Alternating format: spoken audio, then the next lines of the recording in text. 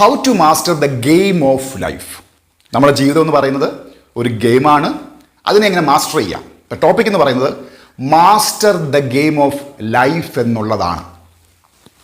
Master the game of life. ഇപ്പം ജീവിതം എന്ന് പറയുന്നത് ഒരു ഗെയിമാണ് എന്ന് മനസ്സിലാക്കിയവർ എത്ര ഉണ്ടെന്ന് എനിക്കറിയത്തില്ല. എന്നാൽ ഞാൻ ഈ ടോപ്പിക്ക് നിങ്ങൾക്ക് പറഞ്ഞു മനസ്സിലാക്കി തരുമ്പോൾ എല്ലാവർക്കും മനസ്സിലാവും അവർ life is all about a game. അപ്പോൾ അതിനൊരു ഉദാഹരണ സഹിതം നിങ്ങളെ പറഞ്ഞു മനസ്സിലാക്കാം. നിങ്ങളെ ഞാൻ ആ ഒരു സ്റ്റോറി മെത്തേഡിലൂടെ നിങ്ങൾക്ക് കാര്യങ്ങൾ നിങ്ങൾക്ക് കൂടുതലായിട്ട് മനസ്സിലാക്കി തരാം. നമുക്ക് എല്ലാവർക്കും പരിചിതമായിട്ടുള്ളൊരു ഗെയിമാണ് നമ്മൾ ചെസ് എന്ന് പറയുന്നത്, അല്ലേ?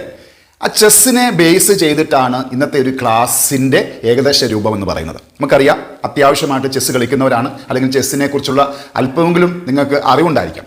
അപ്പം ഞാൻ ആ ചെസ്സിനെ നമ്മുടെ ദൈവത്തിൻ്റെ ഒരു മാസ്റ്റർ പ്ലാനായിട്ട് ഞാൻ കരുതുകയാണ്. അതായത് നമ്മുടെ ചെസ് ബോർഡ് എന്ന് പറയുന്നത്, നമ്മൾ ചെസ് എന്ന് പറയുന്ന ആ ഒരു ഗെയിമിനെ, ആ ചെസ് ബോർഡ് എന്ന് പറയുന്നത് ഉൾപ്പെടെയുള്ള കംപ്ലീറ്റ് ആ ചെസ് എന്ന് പറയുന്ന ഗെയിമിനെ നമ്മുടെ മാസ്റ്റർ പ്ലാൻ അല്ലെങ്കിൽ മാസ്റ്റേഴ്സ് പ്ലാൻ എന്ന് വേണമെങ്കിൽ വിളിക്കാം. മാസ്റ്റർ എന്ന് പറയുമ്പോൾ നമുക്കറിയാം, നമ്മുടെ പറയുന്ന സോഴ്സ് അല്ലെങ്കിൽ the person whom we believe to be the higher self.